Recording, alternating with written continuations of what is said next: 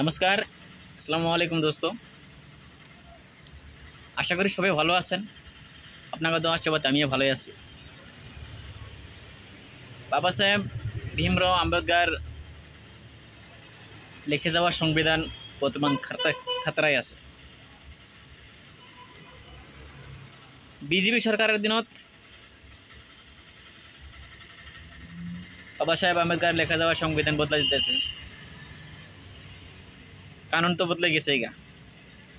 যাওয়া 3-4 দিন আগে বিল পাস করে দিয়েছে সংসদে, কানুন বদলে গেছে গা। আজকাল ভারতের উপরাষ্ট্রপতি রাষ্ট্রপতিও রাজনীতি করা আরম্ভ করছে। আগে এরকম আসছিল না, বিজেপি সরকারের দিনত এরকম হয়ে গেছে। কয়েকদিন আগে 2-3 দিন আগে কলকাতা তৃণমূল কংগ্রেসের একটা এমপি কালিয়ান ব্যানার্জি ভারতীয় উপরাষ্ট্রপতির মিমিক্রি করছিল।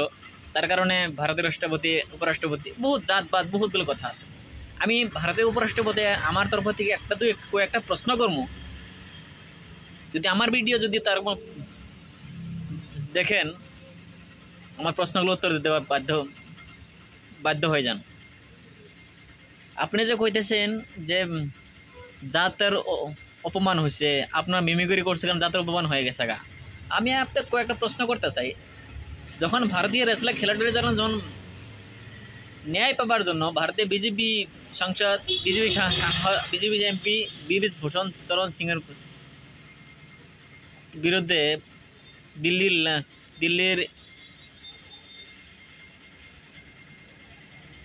রাস্তায় 3-4 মাস ন্যায় পাওয়ার জন্য আন্দোলন করছিল, তখন আপনার জাতপাত কই আছে?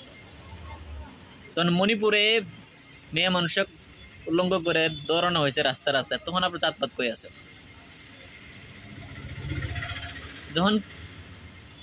যখন ইউপি দিল্লির কৃষকেরা একে 13 মাস আন্দোলন করার পরে 700 কিষান শহীদ হয়েছে, তখন আমার জাতপাত কই আছে? ভারতীয় ইতিহাসের মধ্যে আপনি রাজ্যসভার লোকসভার ভিতরে একটা দুটা নয়, 143 জন সংসদ তুমি বহিষ্কার করে দিলে, নিলম্বন করে দিলে, তখন আমার জাতপাত কই আছে? আরে আর ভারতের রাষ্ট্রপতি উপরাষ্ট্রপতি আপনার সম্মান করি, শ্রদ্ধা করি, আপনার যে রাজনীতির মতো আয় পড়ছেন, এরকম তো হওয়া লাগে না।